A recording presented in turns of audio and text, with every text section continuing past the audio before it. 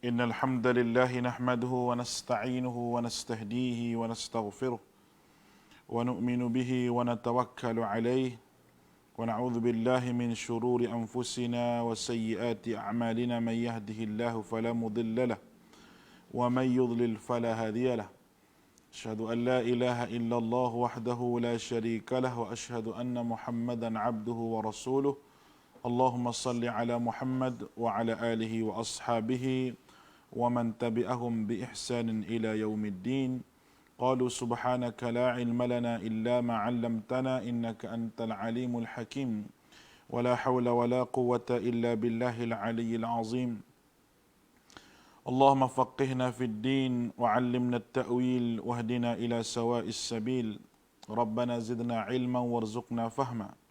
Alhamdulillah, bersyukur pada Allah Subhanahu wa taala dengan limpah kurniaan nikmat daripada Allah Subhanahu wa taala kita dapat bersama-sama pada pagi ini dan mudah-mudahan Allah Subhanahu wa taala memberkati kita dan Allah Subhanahu wa taala memberi kelapangan kepada hidup kita insya-Allah dalam waktu-waktu yang kita hadapi ini supaya Allah Subhanahu wa taala segera angkatkan bala daripada kita daripada terkena kita ni dalam keadaan kita bersabar serta kita redha di atas apa yang telah Allah Subhanahu wa taala tetapkan kepada kita.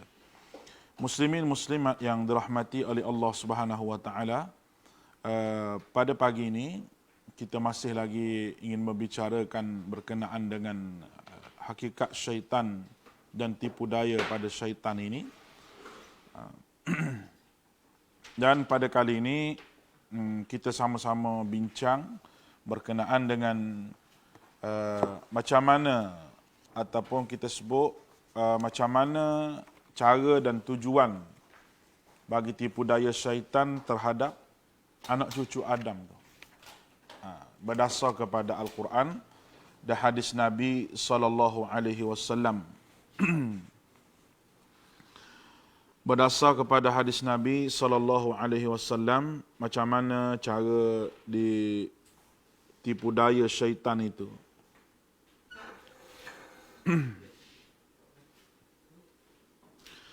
Dan bagaimana Allah Subhanahu wa taala sebut dalam Al-Quranul Karim di antara tujuan jahat dan cara buruk bagi syaitan dalam menggoda dan memperdayakan dan menipu dan memesongkan manusia itu sendiri. Yang pertama sekali dia guna kaedah yang disebut sebagai izlal. Dengan bermaksud menggelincir daripada jalan syurga. Sebagaimana Allah Subhanahu wa taala berfirman, fa azallahuma asyaitanu anha fa akhrajahuma mimma kana fih. Apa maksud dia? Ayat ni dalam surah Al-Baqarah ayat 36. Maka syaitan menggelincirkan kedua-duanya, iaitu Adam dan Hawa, dari syurga itu, lalu keduanya dikeluarkan dari syurga yang selaku tempat yang paling indah itu. Baik. Kalau kita lihat di sini, yang pertama cara syaitan dengan dia izlal, menggelincirkan manusia daripada jalan syurga. Kalau kita fikir sekali, kita ni duduk atas muka dunia dan tidak pernah lagi sampai ke syurga Allah. Bagaimana dia gelincirkan Adam yang telah pun duduk dalam syurga? Bagaimana dia telah gelincirkan Adam yang telah pun duduk dalam syurga? Bila Adam tu telah pun duduk dalam syurga, betapa bijaknya syaitan ini, dia gelincirkan Adam daripada syurga. Bagaimana kita yang tidak pernah sampai kepada syurga itu. Na'udzubillahi min zalik. Gelincir ini maksud dia,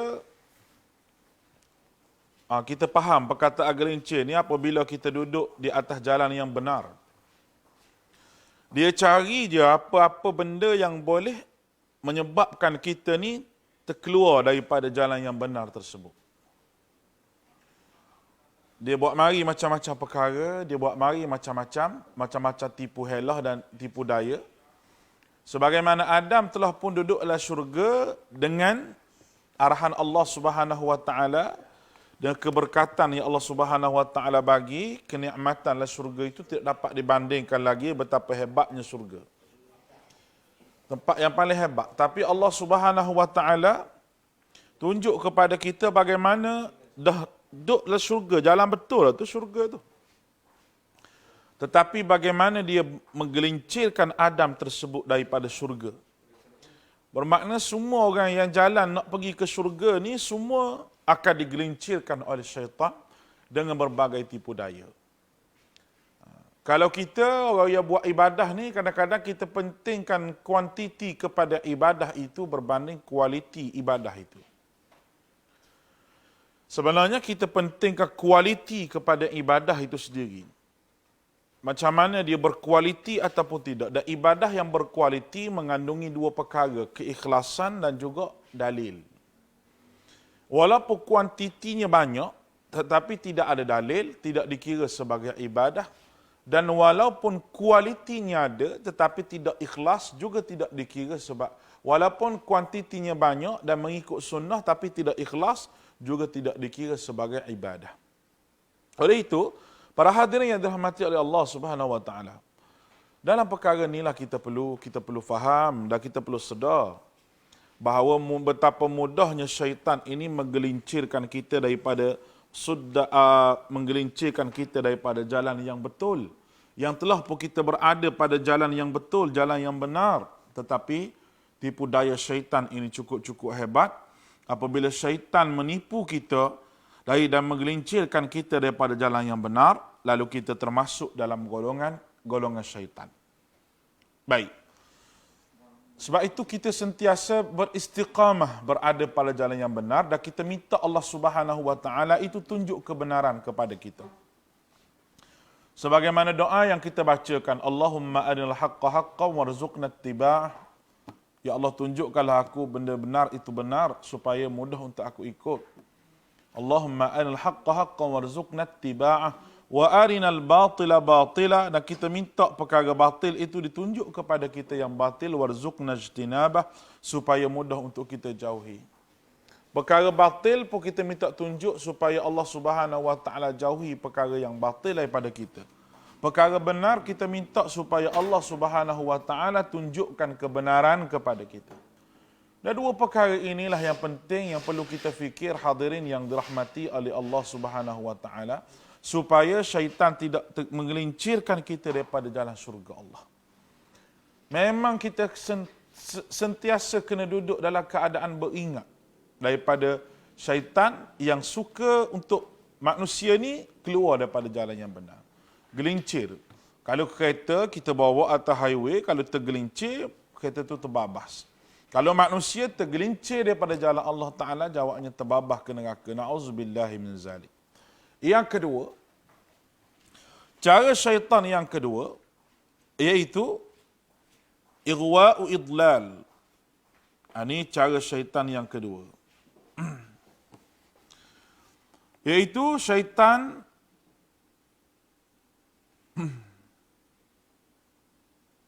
yang keduanya, syaitan akan menyesat daripada jalan yang lurus. Allahu la hawla wa la quwata illa billah. Ini satu lagi penyakit syaitan. Syaitan menyesatkan daripada jalan yang lurus. Macam mana cara dia tu? Allah Ta'ala berfirman, Qala fabi'izzatika la ughwiyannahum ajma'in illa ibadaka minhumul mukhlasin. Dua perkara. Ighwa wa idlal. Kalau kita tengok di sini, Allah Ta'ala sebut, demi kekuasaanmu, wahai Tuhanku, aku akan menyesatkan mereka itu semuanya, kata Iblis. Kecuali hamba-hambamu di antara anak cucu Adam itu yang bersihkan diri daripada sebarang kederhakaan dan penyelewengan yang disebut sebagai mukhlasin. Iblis bersumpah dengan kekuasaan Allah untuk menyesatkan anak cucu Adam. Fabi'izzatika la ughwiyannaka disebut. Fabi'izzatika. Allahu akbar. Dua perkara. Fabi'izzatika la ughwiyannaka. Aku bersumpah aku akan menyesatkan. Aku akan menyesatkan kamu dari sudut perkara-perkara yang jahat yang last sekali membawa kepada akidah yang tidak betul.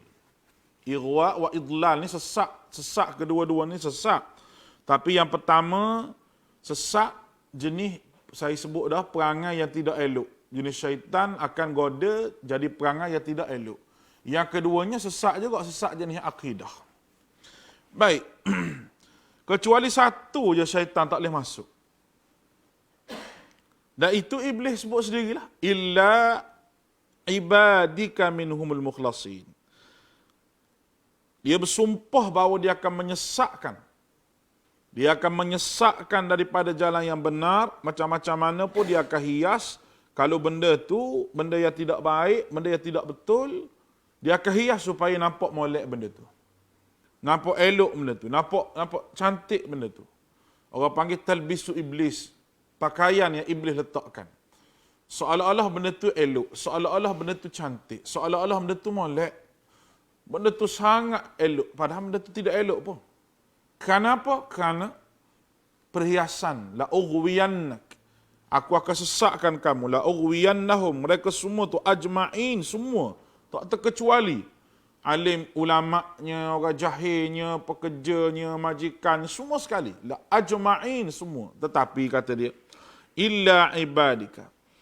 Tapi Allah Subhanahu Wa Taala sebut satu benda je tak boleh ni. Ibadikal mukhlas. Hak ikhlas tak boleh. Ikhlas di sinilah yang perlu kita faham. Dan syaitan nak sangat. Wa yuridu syaitanu ayyudillahum dalalan ba'ida. Allah Ta'ala sebut dalam surah An-Nisa ayat 60. Dan syaitan selalu menghendaki supaya menyesatkan manusia dan jin sebagai kesatan yang jauh daripada kebenaran. Yuridu syaitan, makna syaitan nak sangat supaya manusia itu jadi perangai yang tidak baik dan sesat akidah. Tapi satu senjata je, kita kena jadi orang yang mukhlasin, orang yang ikhlas. Apa makna ikhlas? Orang tanya apa makna ikhlas? Ikhlas ni maknanya bersih daripada segala benda. Bersih daripada segala benda. Hanya satu tujuan dia, kerana Allah Ta'ala. Orang yang ikhlas kepada Allah Subhanahu Wa Ta'ala bermakna dia membersihkan segala niat-niat yang lain dalam hati dia. Hanya kerana Allah.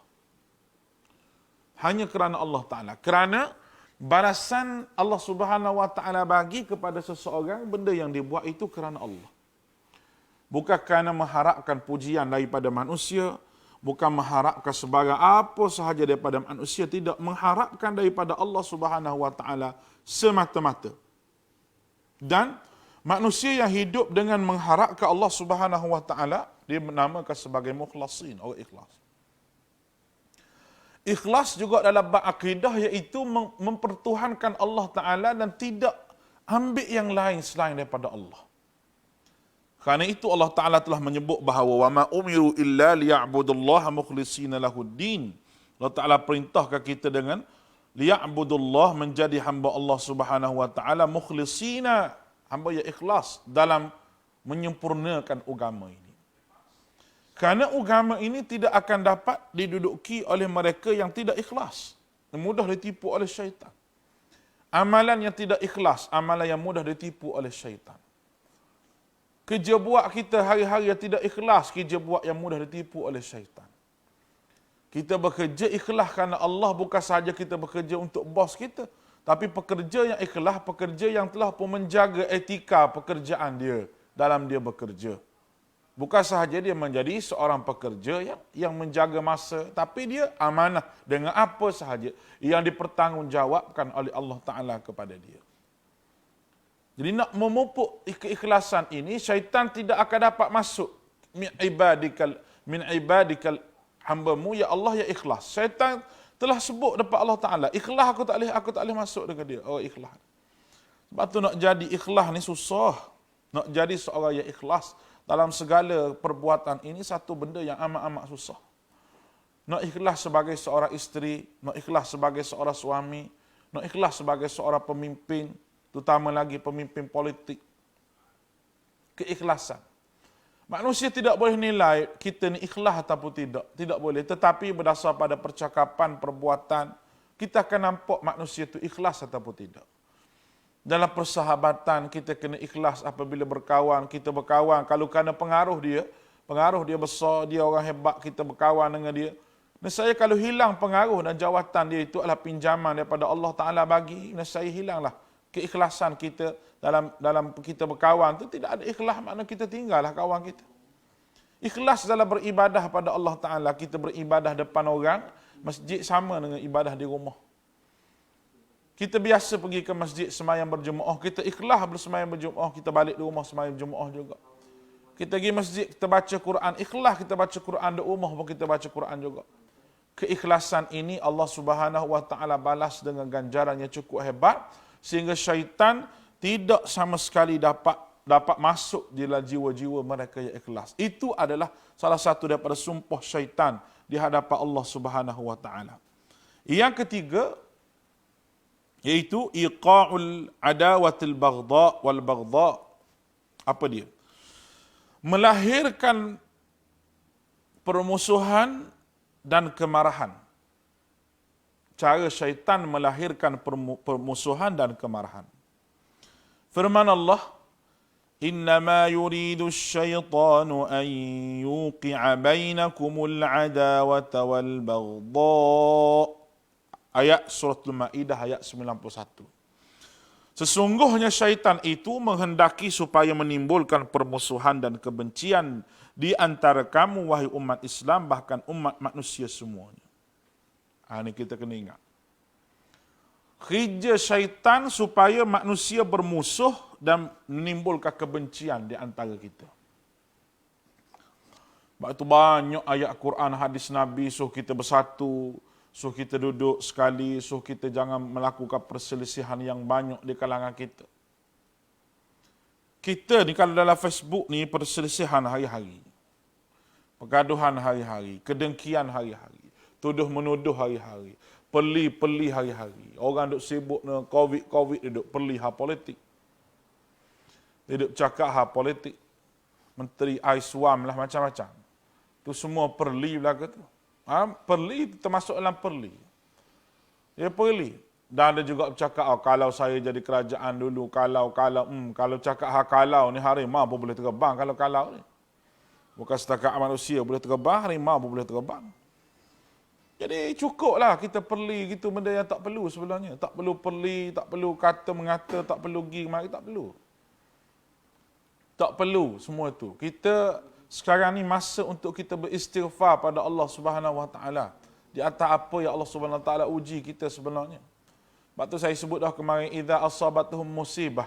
Bila mari musibah ni kita kena qalu inna lillahi wa inna ilaihi raji'un. Bukan sahaja kita kata inna lillahi wa inna ilaihi raji'un, tetapi kita amalkan inna lillahi wa inna ilaihi raji'un. Ada perasaan al-khauf wal raja'. Takut pada Allah satu, dah kembali pada Allah. Inna lillahi, daripada Allah kita mari, kepada Allah kita kembali. Itu yang perlu dalam tempoh kita terima musibah ni. Bukan makna kita perli kawan tu, kita kata kawan tu, kita pergi kawan ni, kita mari pula kawan ni. Tak perlu sebenarnya gitu. Perli dalam Facebook lah apa semua sekali. Kekuasaan ini milik Allah, Tuhan bagi, boleh siapa dia nak tahu, boleh ambil pada siapa yang dia mahu. Fokus kita sekarang adalah kepada benda yang Allah Ta'ala beri kepada kita. Dan mungkin tempoh yang diberi ini dilanjutkan lagi mungkin. Mungkin. Sebab kita tengok negara-negara lain 21 hari. 21 hari. Dan kalau kita baca tempoh pengasingan perintah kawalan ni, kalau kita tengok tempoh lebih kurang dalam 4 minggu, 6 minggu. Sebulan 2 minggu. Bulan 2 minggu. Nak untuk kembali reda balik. Dan tak tahulah berapa tempoh masa yang perlu kita hadapi. Namun tuan-tuan jangan lupalah. Jangan lupa kepada orang yang tidak berkemampuan, yang banyak dia punya tanggungan dia dan bekerja gaji hari. Dia bekerja, dia gaji hari mungkin dalam RM40 sehari. Dan saya tak boleh nak bayang macam mana golongan miskin yang kerja kutip tin tepi jalan, kutip botol plastik jual. Tempat dia jual pun tutup dah, tin pun dia tak boleh kutip dah sebab wabak sekarang ni. Cuba kita tengok-tengoklah dia macam mana keadaan dia. Aku kutip tin tepi jalan kalau ada dalam kampung kita orang susah.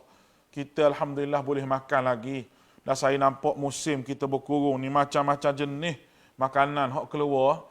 Ayam masak cheese lah, ayam sup tu lah, sup ni giabok dan gigi sembelih lembu di mana tak tahu. Sempat lagi dia buat sup giabok lah, macam-macam. Macam-macam jenis makanan. Apa teh hok viral, Nescafe hok viral sekarang ni tu.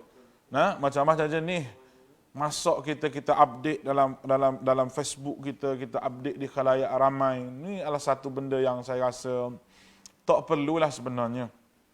Tak perlu kerana di luar sana musim ni ada orang yang tak dapat makan sebagaimana kita makan. Di luar sana ada orang susah yang tidak dapat makan sebagaimana kita makan. Tak perlulah kita duk update gambar-gambar makanan duk dalam Facebook ke dalam WhatsApp ke, saya rasa tak perlu. Musim sekarang ni. Kita duk diam-diam sudahlah.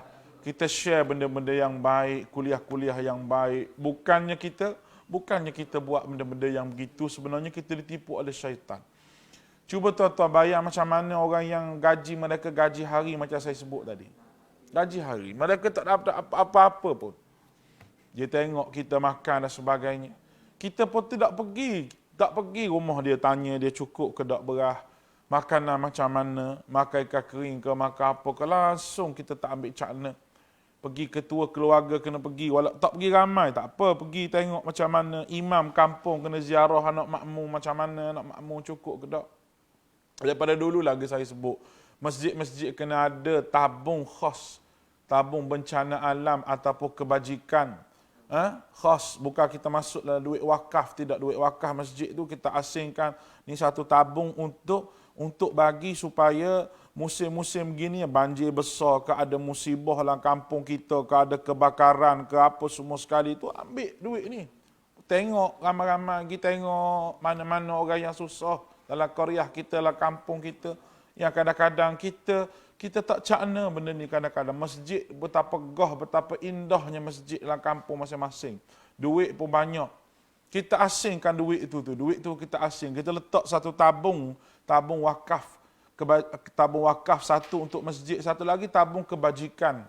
Untuk kita gunakan duit itu masa-masa begini. Dan saya rasa kesian tengok orang susah. Dan bila saya pergi bila kita hantar wakil-wakil kita masuk dalam kampung tu, memang ada sungguh orang susah, memang ada. Memang ada. Nasi saja-saja dengan garam makan. Ada. Musim ni. Musim berkurung ni. Kerana dia gaji hari, RM30, RM20 sehari, nak dapat duit di mana? Nak dapat duit di mana? Dah harap orang tak bekerja, siapa nak bagi duit pada dia? Siapa nak bagi duit pada dia? Kerajaan bolehlah bantu, tapi adakah kerajaan nak bantu tu kena masuk akaun, kena ambil di bank dan sebagainya. Jadi satu masalah juga sebenarnya. Satu masalah. Kita tidak galakkan supaya berkumpul, tapi bila jadi begini, kerajaan kena fikir cara lain, cara nak agihkan duit tu dia kena fikir cara lain. Bukan cara masuk akaun di bank tu, bila bank penuh. Nanti kalau BSN contoh, penuh beratur di BSN pula. Jangkit pula situ. Jadi macam mana kerajaan nak menyelesaikan masalah tu kena fikir. Kena fikir. Kena fikir dengan betul. Bagaimana majlis agama nak selesai, bagaimana jabatan-jabatan hak tertentu nak selesaikan masalah ni, yang kita tengok masalah ni akan menimbulkan masalah yang berat kepada kita. Sebab ini ujian daripada Allah Subhanahu Wa Taala bagi kepada hamba-hamba dia. Kita kena terima ujian ini. Dan kita jangan sekali-kali ambil mudah berkenaan dengan benda ni. Tak payahlah kita duk update gambar-gambar makan dan sebagainya. Kerana itu kadang-kadang boleh tersinggung hati orang yang susah dalam musim ini. Baik. Balik pada apa yang saya sebut tadi, syaitan menimbulkan permusuhan. Dan permusuhan inilah yang terjadi sehingga syaitan suka sangat kepada orang tu, menimbulkan kebencian, khususnya umat Islam dalam sebuah keluarga, dalam sebuah jemaah, dalam sebuah organisasi, syaitan akan pergi cucuk kawan tu, pergi kat kawan ni supaya bergaduh sama sendiri. Supaya berkelahi sama sendiri. Dalam keadaan berkelahi dan bergaduh sama sendiri inilah syaitan cucuk jarum dia, lalu umat Islam menjadi umat yang tidak kuat. Bila bergaduh permusuhan, timbullah kemarahan, timbullah kedengkian. Itu semua benda yang berantai daripada Allah Ta'ala sebut innama yuridu syaitan. Innama, hanya senya. Yuridu syaitan, naknya syaitan ini kepada kamu semua ni supaya bainakumul adawat wal baghdha, supaya kamu ni wahai umat Islam, kamu ni wahai umat manusia bermusuh dan kebencian di antara kamu. Syaitan nak sangat benci, permusuhan berlaku di antara umat Islam tu, itu matlamat pada syaitan. Dan betapa banyaknya kisah-kisah permusuhan dan kebencian ini membawa kepada keruntuhan sebuah masyarakat dan keluarga. Puncanya bermusuh. Belum bermusuh tu, apa dia berlaku sebelum permusuhan? Sebelum permusuhan, marinya hasad, marinya dengki, marinya dan sebagainya. Lalu kata mengata. Bila kata mengata, kawan ni tak puas hati kawan ni tak puas hati pada kawan ni, maka timbullah permusuhan. Syaitan kalau boleh nak suruh kita sentiasa bermusuh. Bila kita bermusuh sentiasa, kita tidak akan maju. Kita tidak akan maju bila kita bermusuhan sama sendiri.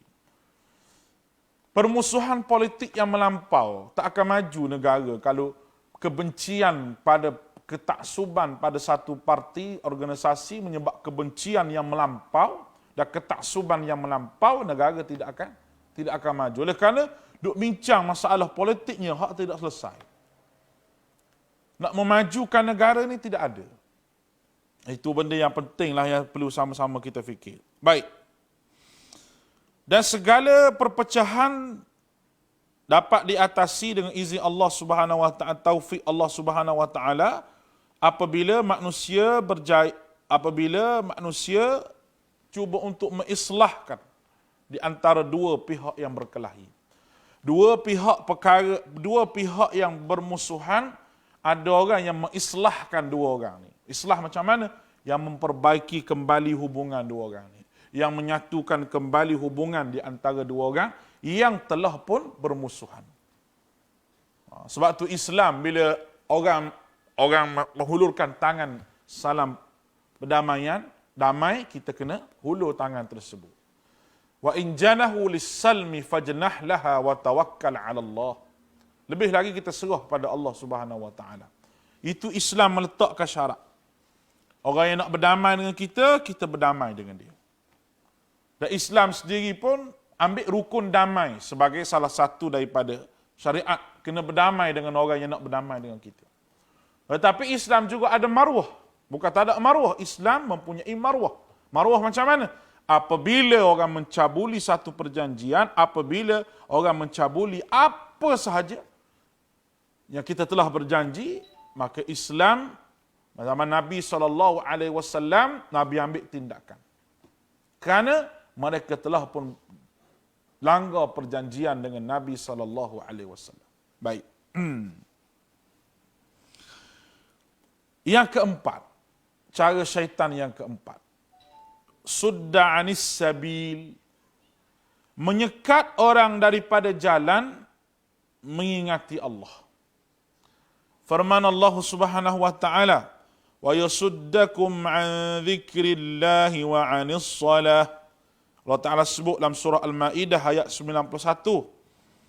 Yang bermaksud, dan sesungguhnya syaitan itu sering menyekat dan syaitan itu sering memalingkan kamu sekalian daripada mengingati Allah dan dari mengerjakan solat. Oleh itu Allah Ta'ala melarang hambanya supaya jangan sekali-kali sekalian dipesong oleh syaitan. Dan Allah SWT berfirman lagi, wa yasuddakum syaitan innahu lakum aduwwum mubin. Dan janganlah sampai kamu sekalian disekat dan dipalingkan oleh syaitan daripada jalan Allah, Dan sesungguhnya syaitan itu adalah musuh kamu yang nyata. Dan Allah Subhanahu wa taala sebut lagi, wa innahum la yasuddunahum 'anis sabili wa yahsabuna annahum muhtadun hatta idza ja'ana qala ya laita baini wa bainak bu'dal masyriqaini wa bu'dal masyriqaini fabi'sal qarin. Surah Az-Zukhruf ayat 37 hingga 38. Yang bermaksud dan sungguhnya syaitan itu benar-benar menghalang anak cucu Adam yang lalai ke Allah daripada jalan Allah, sedangkan mereka menyangka bahawa mereka mendapat hidayah ke jalan yang benar. Sehingga apabila syaitan menipu manusia, yang tertipu itu datang kepada kami pada hari kiamat kelak. Manusia berkata, aduhai sekiranya jarak antara aku dan kamu, wahai syaitan, seperti jarak antara timur dan barat. Memang syaitan itu adalah sejahat-jahat teman bagi manusia. Bi'sal qarin. Sebab itu kalau kita tengok, yang keempat ini syaitan, dia sebut sudda anis sabil, menyekat manusia daripada jalan mengingati Allah Ta'ala. Itu kerja syaitan. Lawan kepada ni orang yang mengajak manusia ahsanu qawlan mimman da'a ilallah. Allah Ta'ala sebut. Dan siapakah lagi orang wa man ahsanu qawlan mimman da'a ilallah, mengajak manusia balik pada Allah, wa amila salih, ada amal yang salih. Amal yang salih itu amal yang bertepatan dengan sunnah Nabi SAW. Dia bukan sahaja, dia tu jahat. Dia menyekat lagi orang daripada ingat pada Allah. Menyekat orang daripada jalan Allah Subhanahu wa taala. Menyekat orang daripada faham sunnah Nabi SAW. Setakat dia nak benda bid'ah, tu tak ada masalah lah. Tapi dia sekat orang daripada buat benda-benda yang sunnah, dengan mempromosikan benda-benda bid'ah yang dia buat. Itu di antara kerja syaitan. Kalau ada manusia bekerja begini, maknanya manusia itu telah pun menjadi wakil kepada syaitan. Yang kita sebut sebagai proksi kepada iblis. Sebab iblis ni bukan daripada golongan jin sahaja, nama hantu apa tu. Tapi iblis ini juga, syaitan ini, dua golongan, minal jinnati wan nas. Manusia pun ada juga. Manusia ni juga ada proksi, ada wakil juga kepada syaitan. Dan manusia jenis mana? Manusia jenis wa yasuddakum an dzikrillah. Manusia yang menghalang, manusia yang menyekat dan memalingkan kamu sekalian daripada mengingati Allah Subhanahu wa taala. Kita orang beriman kepada Allah sentiasa disuruh ingat pada Allah dengan banyak. Wadhkurullaha dzikran katsira, wadhkurullaha dzikran katsira. Ingat pada Allah dengan ingatan yang banyak. Wasabbihu bukratan wa asila. Disuruh bertasbih pada Allah siang malam. Itu tanda ingat pada Allah. Dan setiap perkara ni Allah Ta'ala nak hubung supaya ingat pada dia. Setiap perkara ni ada doa dia. Nak naik kenderaannya, nak duduk, nak bangun, nak pakai baju, semua sekali di dalam lingkungan zikir dan doa yang diajar oleh Nabi SAW, dengan tujuan yang pertama sekali supaya manusia ingat. Manusia ingat dan manusia sedar bahawa hidup kita ini mesti dalam zikrullah. Zikrullah. Sama ada dalam bentuk lisan ataupun bentuk perbuatan. Dan zikir ni ala bi zikrillah tatma'innul qulub. Membawa ingat kepada hati kita menjadi tenang apabila kita ingat kepada Allah Azza wa Jalla. Sebab itu tidak ada gunanya manusia yang menyekat orang daripada jalan Allah Subhanahu wa taala. Satu hal dia tidak mahu pada Allah satu, lepas tu dia sekat orang lain pula satu hal. Saya cukup heran apabila orang-orang yang, malah bukan kita nak kata kalau artis nak hijrah tu hijrah lah. Nah, tapi artis hijrah 2-3 hari ni diberi tauliah ceramah mengajar di dalam masjid. Kita hak duduk mengaji ni, habis kita hadis mengaji tafsir, tidak diberi tauliah. Ni orang panggil orang jaga agama ni memenjarakan agama dalam pejabat dia. Menjawab dapat Allah Ta'ala esok. Apa yang kamu lakukan? Kerana itu adalah menyekat orang daripada berkata benar dengan alasan yang tidak betul. Dengan alasan yang tidak betul. Dengan alasan bahawa kita menyebarkan fahaman yang salah daripada akidah Ahlussunnah wal Jamaah. Fahaman apa yang salah tak tahu, kita mengajar hadis. Tetapi kalau orang yang betul-betul sesak tu, betul-betul ajak manusia, apa tak ada akhtar ke orang sesak? Macam lepak, macam Wan Hizam, tak ada akhtar ke? Jabat agama tak boleh lagi sekat ke?